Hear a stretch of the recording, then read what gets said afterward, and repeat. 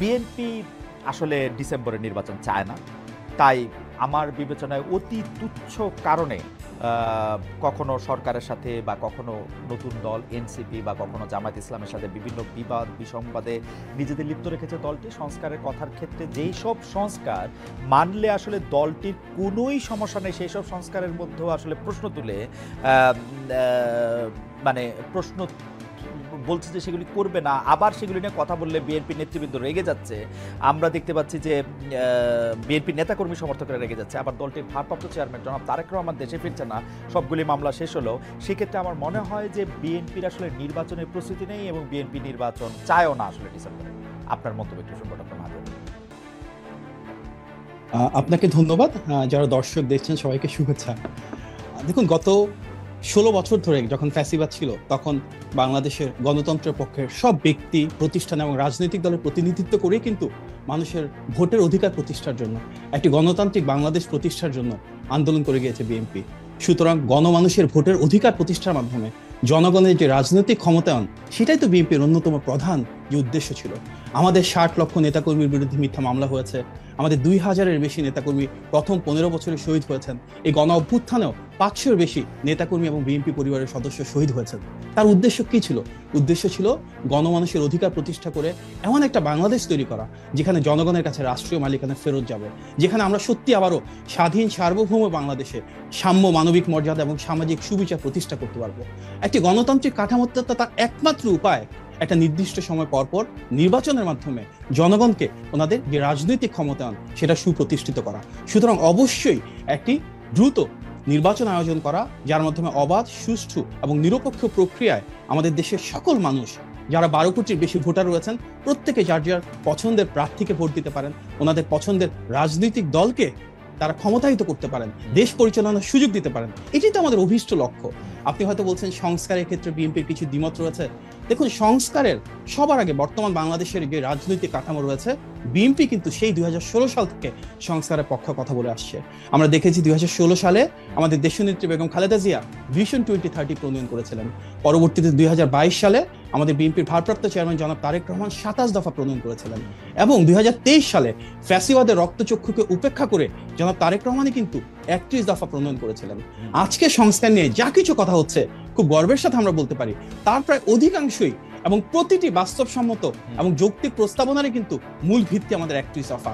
রাষ্ট্রীয় প্রতিষ্ঠানগুলোকে কিভাবে আমরা আরো বেশি শক্তিশালী করতে পারি, বিচার বিভাগ, আইনসভা, নির্বাহী বিভাগের ভিতরে কিভাবে ক্ষমতার ভারসাম্য তৈরি করতে পারি, এই প্রত্যেকটাই কিন্তু আমাদের সেই 31 দফা থেকে উচ্চারিত। হয়তো এখানে কিছুটা পদ্ধতিগত পার্থক্য রয়েছে, কিন্তু কোনোভাবেই আমরা সংস্কারের ক্ষেত্রে কোনো বিভাজন চাই না। আজ থেকে প্রায় 10 বছর আগে আমাদের যে অবস্থান ছিল, দীর্ঘ সময় পেরিয়ে আজও আমরা সেই অবস্থানে রয়েছি। এবং আপনি বলছিলেন বিভেদের কথা, জাতীয় ঐক্যের কথা সবার আগে বিএনপি বলেছিল।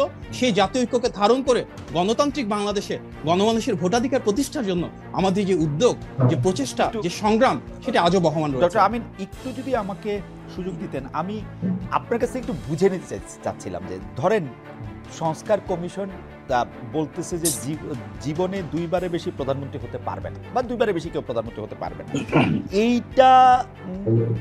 এইটা বিএনপি দ্বিমত করতেছে কোন জনগণের স্বার্থে?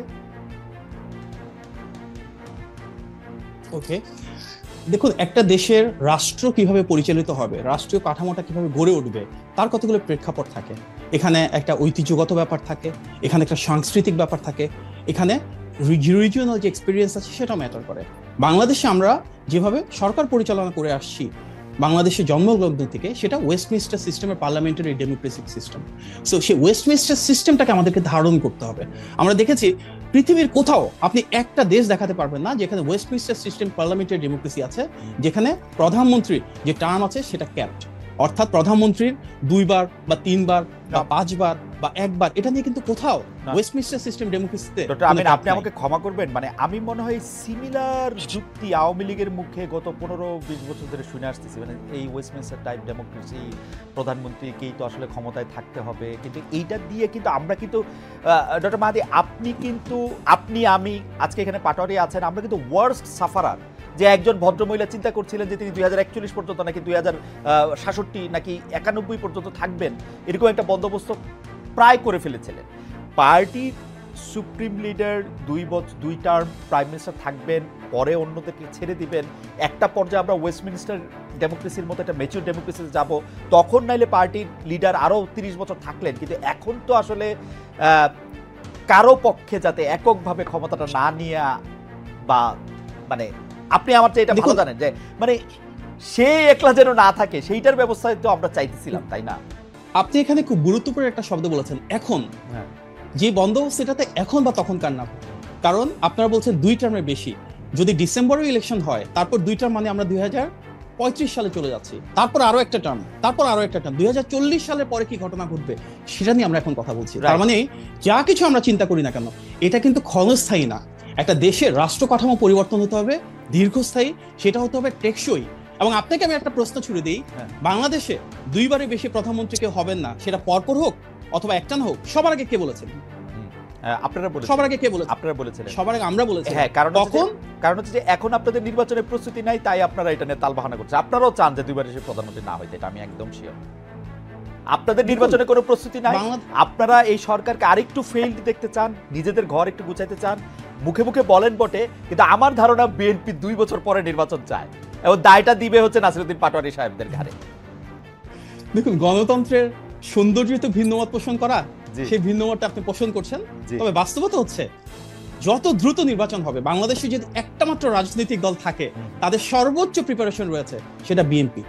আমরা যদি দেখি বাংলাদেশে একটা মাত্র রাজনৈতিক দল যাদের টোটাল পলিসি প্রপোজাল রয়েছে, আমরা রাষ্ট্র কাঠামোটাকে কিভাবে ঢেলে সাজাবো, আমরা গণমানুষের উন্নয়ন কিভাবে করব, আমরা কর্মসংস্থান সৃষ্টি কিভাবে করব, শিক্ষা এবং স্বাস্থ্যের অধিকার কিভাবে নিশ্চিত করব, সর্বজনীন স্বাস্থ্য এবং শিক্ষার মাধ্যমে বাংলাদেশের প্রতিটি তৃণমূল এবং প্রান্তিক পর্যায়ের মানুষকে আমরা কিভাবে সামাজিক মূল্যবোধের মাধ্যমে মানবিক মর্যাদা ফিরিয়ে দিব, আমরা কিভাবে দ্রব্যমূল্য নিয়ন্ত্রণ করব, কৃষক শ্রমিক মজুরদের জন্য তাদের প্রাপ্য যে অর্থায়ন, প্রাপ্য যে মজুরি, সেটা নিশ্চিত করবো। বাংলাদেশে বিএনপি একমাত্র রাজনৈতিক দল যার সেই পলিসি প্রোডাক্টটুকু রয়েছে। সুতরাং নির্বাচনের জন্য আমরা অন্য যে কোনো দলের চাইতে সবচেয়ে বেশি প্রস্তুত।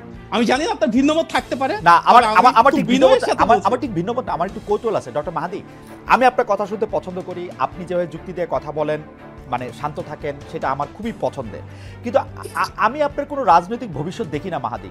কারণ হচ্ছে যে একজন লোক যদি কয়েকবার প্রধানমন্ত্রী হইতে পারে, সারা জীবন প্রধানমন্ত্রী হইতে পারে, আপনার টার্ম আসতে আসতে 200 বছর পার হয়ে যাবে মাহাদি। এইটা আপনার মনে হয় না যে তাহলে আপনি রাজনীতি কেন করতেছেন, যে আপনি আপনি আপনি বাংলাদেশের সরকার প্রধান কখনোই হবেন না? এইটা আপনাকে পীড়া দেয় না? আমরা তো সরকার প্রধান হওয়ার জন্য দল করি না, আমরা সেই দল করি যেটা মানুষের জন্য, দেশের জন্য কাজ করে যাবে, দেশের মানুষের জনকল্যাণ যেটা হবে, উন্নয়ন যেটা হবে। দেখুন, বিএনপি একমাত্র রাজনৈতিক দল যারা ক্ষমতার জন্য কখনো লালায়িত ছিল না। আমরা বিরোধী দলীয় গৃহপালিত বিরোধী দল হতে পারতাম, একটা আন্ডারস্ট্যান্ডিং এর মাধ্যমে শেখ হাসিনার সাথে সরকারে যেতে পারতাম, জাতীয় ঐক্যমত্যের সরকারের কথা এর আগেও এসেছে। এমনকি 5 তারিখে শেখ হাসিনা পতনের পর 8 তারিখে সর্বদলীয় সরকারের অংশীদার আমরা হতে পারতাম। আমরা তার কোনোটাই করি নাই, কারণ বিএনপি সে রাজনৈতিক দল যেটা জনগণের ভোটে নির্বাচিত একটা সরকার ব্যবস্থায় সরকার পরিচালনা করতে চায়। আমাদের নেতা জনাব তারেক রহমান, সে 1988 সাল থেকে রাজনীতি করছেন, গত 37 বছরে উনি চাইলে অনেক কিছু হতে পারতেন। এমপি, মন্ত্রী, উপদেষ্টা কখনোই কিছু হন নাই। ক্ষমতার জন্য আমরা লালায়িত না। তারেক সাহেবের জন্য মন্ত্রী, উপদেষ্টা এগুলি ভালো পদ নাকি? এগুলি আমাদের মতো লোকের জন্য ঠিক আছে। তারেক সাহেব এসে তো প্রধানমন্ত্রী হবে না, উনি রাজনীতি চান না। উনি কেন প্রধানমন্ত্রী হবেন? শেখ হাসিনা যদি উনাকে বলতো যে আপনি প্রধানমন্ত্রী হন, তাহলে কিন্তু হইতো মনে হয় না, তাহলে উনি হতেন না। জনগণের ভোটের অধিকার প্রতিষ্ঠা ছাড়া উনি কখনোই হতেন না। এবার আমি এই প্রশ্নটা একটু শেষ করে আবার একটু জনাব নাসিরউদ্দিন পাটোয়ারির কাছে যেতে চাই। আপনার কথা শোনা খুবই আনন্দদায়ক, কিন্তু আমি আপনাকে প্রশ্ন করতে, জনাব তারেক রহমান এখন দেশে ফিরছেন না কেন? মানে উনি দেশে ফিরলে তো বাংলাদেশের রাজনীতির বিশ্লেষক যারা আছে তারা বলছেন যে অনেকভাবেই ক্ষমতার শিফট বা ক্ষমতার ব্যালেন্স অন্যরকম হতে পারত, বিএনপির পক্ষে একটা গণজোয়ার সৃষ্টি হতে পারত। এই সুযোগ তিনি কেন নিচ্ছেন না, যেহেতু তিনি একজন সুযোগ নিচ্ছেন না দেশের স্বার্থে, দেশের মানুষের স্বার্থে? উনি কিন্তু নিজেও বলেছেন যে আমাদের বিএনপির যেমন 60 লক্ষ নেতাকর্মীর বিরুদ্ধে মিথ্যা মামলা রয়েছে, একইভাবে কিন্তু গণতন্ত্রের পক্ষে প্রতিটা রাজনৈতিক দলের নেতাকর্মীর বিরুদ্ধে রয়েছে বিভিন্ন শ্রেণী পেশার মানুষরা, আপনাদের মতন যারা গণমাধ্যম কর্মী রয়েছেন, মানবাধিকার কর্মী রয়েছেন, শিক্ষক, চিকিৎসক, প্রত্যেকের বিরুদ্ধে কিন্তু শেখ হাসিনা বিরোধী যাদের অবস্থান ছিল বিভিন্ন সময় মামলা হয়েছে। উনি সুস্পষ্টভাবে বলেছেন ওনাদের প্রত্যেকের বিরুদ্ধে যেন ন্যায় বিচার প্রতিষ্ঠা হয়, প্রত্যেকে যেন অবিচারের নামে আমরা যা দেখেছি তার থেকে প্রাপ্য বিচারটুকু পান। এটা কিন্তু ওনার একটা অগ্রাধিকারের দাবি। আমরা চাই উনি শুধু মানে জনাব তারেক রহমান মুক্ত হয়ে সবার মামলা উঠে গেলে জনাব তারেক রহমান দেশে ফিরবেন, এটা ওনার একটা অগ্রাধিকার অবশ্যই। মানে সবার মামলা উঠে গেলে ন্যায় বিচারে উঠবে না তো? অবশ্যই ওনাকে তো সম্ভব। ন্যায় বিদেশ বিচার থেকে যদি প্রধানমন্ত্রিত্ব প্রতিষ্ঠা হয়- করতে হবে ভাই।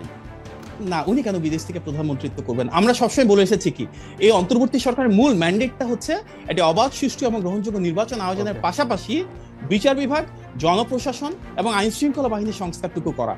যদি বিচার বিভাগের সংস্কার ঠিকমতো হতো, গত 8 মাসেই কিন্তু আমরা দৃশ্যমানভাবে অনেক মানুষকে এসব অবিচার থেকে মুক্ত অবস্থায় দেখতে পেতাম। কোর্টের জন্য দাঁড়ে দাঁড়ে ঘুরতে হতো না মিথ্যা মামলার জন্য। Right. কিন্তু- আমরা দেখেছি মিথ্যা, কিন্তু- গায়েবী, জালিয়াতির মামলা, আমার মনে হয়- সেগুলো থেকে তো অবশ্যই মানুষের আমার মনে নিস্তার হয় যে পেতে বিচার হবে। বিভাগের সংস্কারটা একটা জরুরি আছে, কারণ